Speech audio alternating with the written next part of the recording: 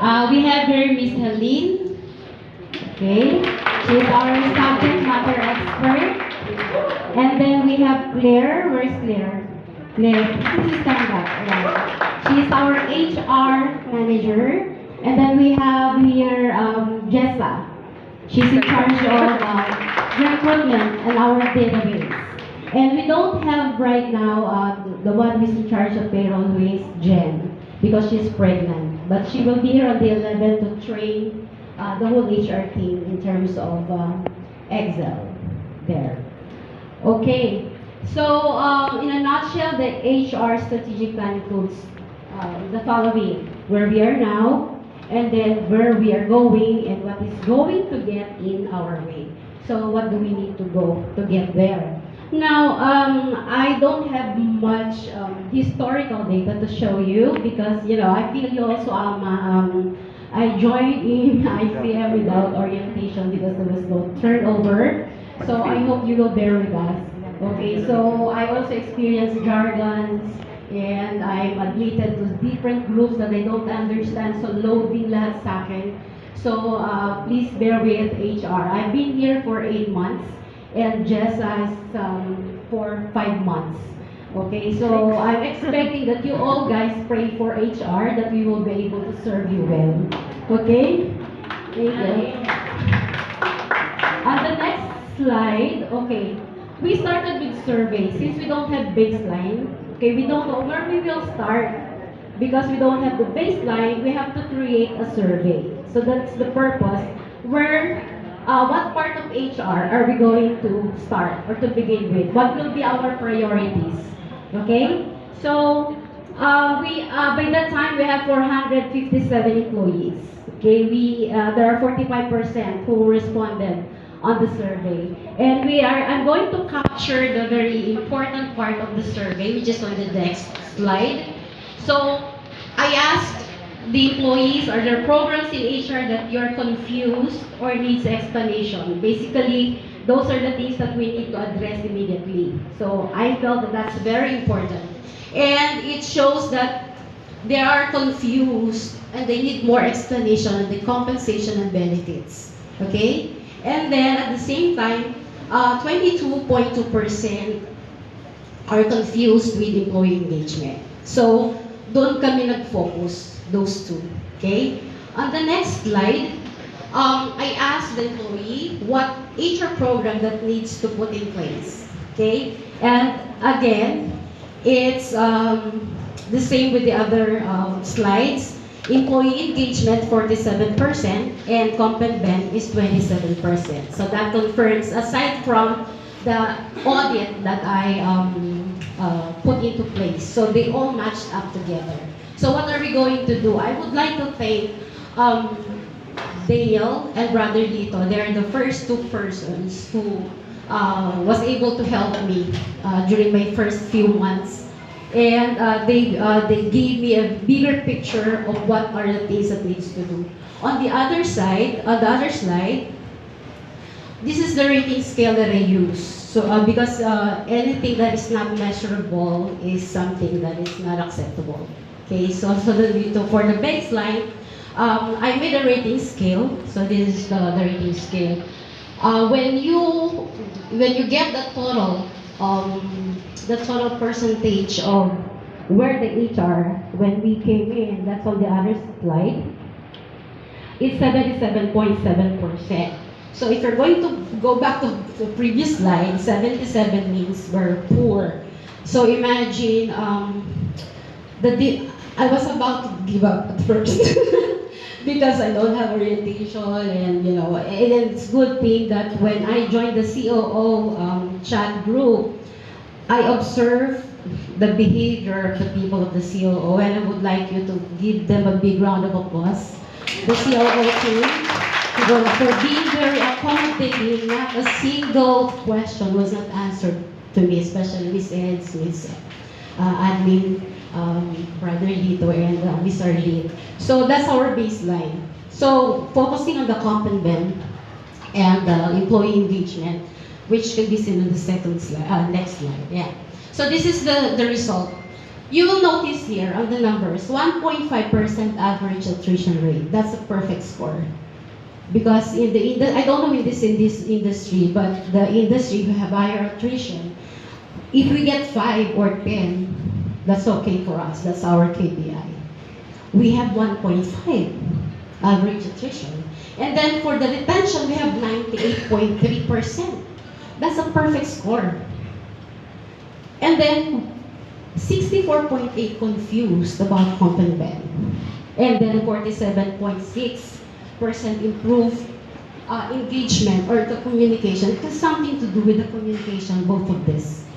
Okay? Why did I say that? This is the defining code. This is the baseline, the actual happening in the HR world.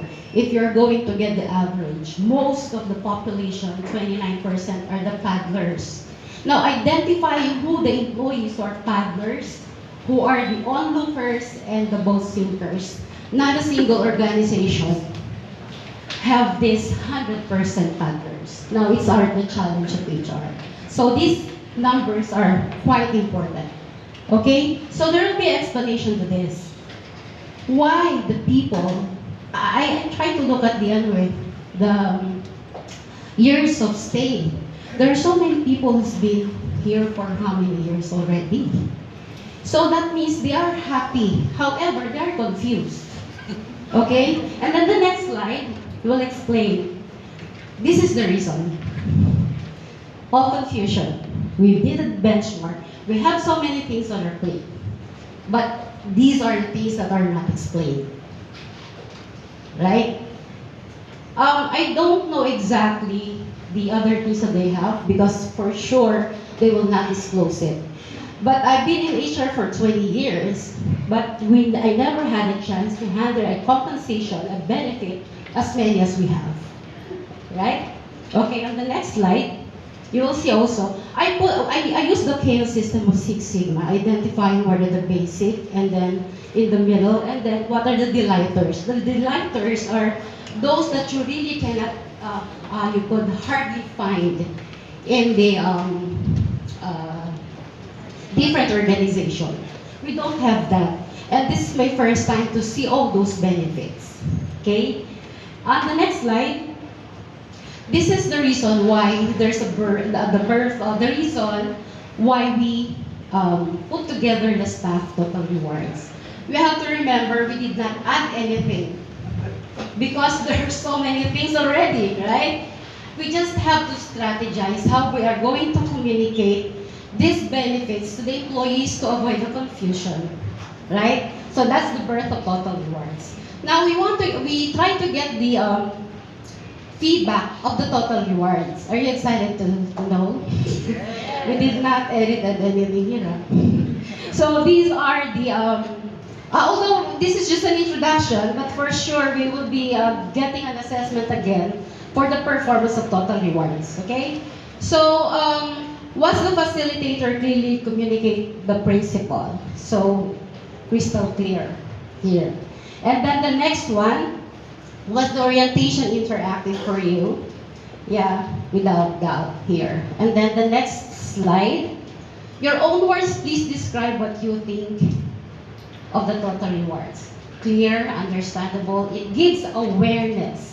Okay? What are the benefits? It's all helpful.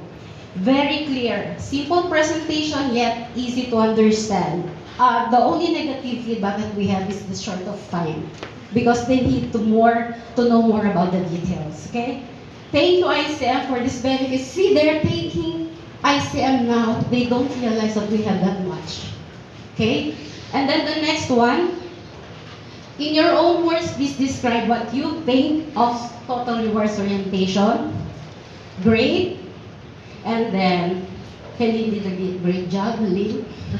Very good, amazing. Make it slowly because we limited really the time, but we shared the slides to everyone. So you will see on the next slide, you will be seeing a lot of positive feedback that you could request for the copy in case. And then, so far there's no question. So that's just, it's just a matter of presentation. Okay, on the next slide, we have this teleconsultation. Before we came, we're using HMO for 1 month, but there's already a direction that we have to dissolve the HMO, right? And we shifted to teleconsultation. So far, we just want to share you the feedback for the teleconsultation. Okay, how was your overall experience with the teleconsultation? So we also have positive feedback.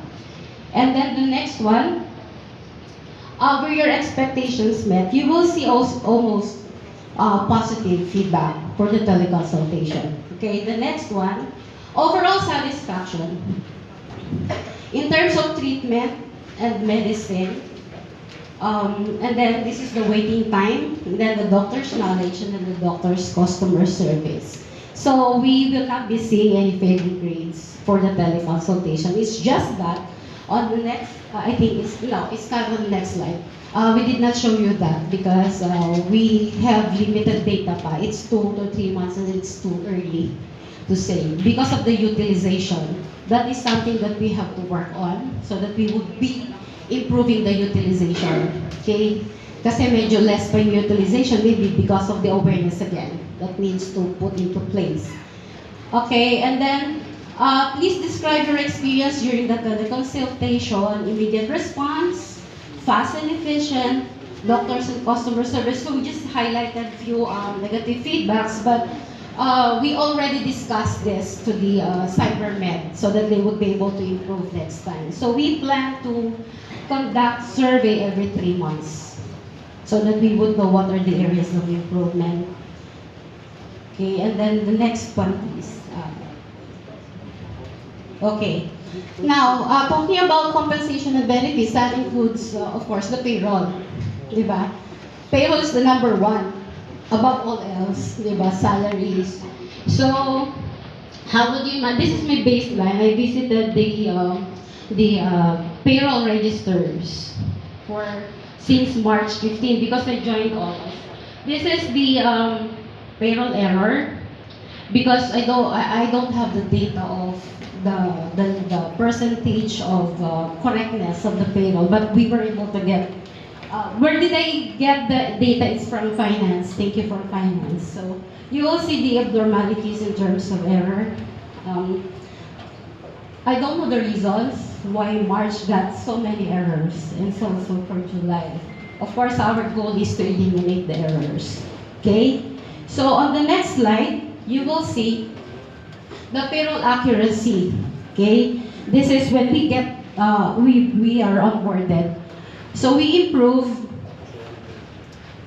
the payroll accuracy, August 80% accurate, September 85, finally October we got the 99%. That is the goal of Six Sigma, 99.9%. And then November 98, finally in December and January 100, and then February 99.9. We need to let understand we're using Excel, okay? So we since we were able to get that level of perfection already, that means we're ready for automation. And then who's telling us that what we have is correct? It's finance. So the moment we transfer the payroll to the finance, that means it has to be error-free already. So they will give us the feedback, oh, these are your errors, and then they'll compute it. Okay, the next one. I just would like to let you know how HR is managing our daily tasks. We have this HR scorecard. We have level of priorities. Okay, number one, first in the morning, devotion. After devotion, you go to your email and the chats. Once done, all those emails will be transferred here in the HR scorecard. You will see you have here timelines. If you miss a single day, that would deduct for your score. Which means if you have emails, unanswered emails or chat, that it's either we have a problem with connection or we have a problem with our emails. Okay, so if you did not receive response from HR, please feel free to call us. That's the best way to do it, okay? And then the next one, we also have this monthly performance scorecard. So we make sure that all the communication, all the information that you need is being answered and addressed. Okay? And then, yeah, that's our first priority, devotion, answer all emails, scorecard deliverables based on timelines. And then, improvements and initiatives that we're planning to put in place, the grievance procedure being handled by Helene, employee engagement, 4M, SSS project, the base knows about it. We're trying to troubleshoot the problem with SSS. We will try to lower the 4 million discrepancies in SSS, and we also have plan of the centralization of the mandatories. SSS will help contribute, okay? And then HR that might set up migrations, autocrat, database development. And I would like to commend also Joy's team for helping us out with automation. We have a good news. Thank you AJ and Joy. Because when we visited the bases, we felt and we've seen how difficult it is for them to just check the balances. So they will go so far and check with their ATMs. Oh, there's nothing yet, so I have to go back. And then go back again just to check there's the balance. Now, since we already set up the text blast, you will get notifications on your cell phones whenever there will be credited. That's work in progress. So thank you for the ID team. And then the payroll automation. Okay, is that another slide? No more. Okay, that's all for HR. 1 minute, I'm on time. Thank you. Question daw. Ay, wait. Since confidential po sa HR, wala pong question. Okay. I think it would be good to remind everyone to update their information in the list for the teleconsultation, because that's one cause of delay for the Yeah. waiting time, because it will take for, I think, the supplier to call HR to validate if this is indeed an employee. So I think that's one reason for the waiting time. Yeah, we need the cooperation or help from the area heads because Joy and HR had this autocrat project. We email blasted the information that you need to update. So most of the employees are not updating. So when they go to teleconsultation, it will end up that they will have to email us and do the verification again. Okay, so please encourage them to have this due diligence of updating your information. Anything else? Thank you. No more.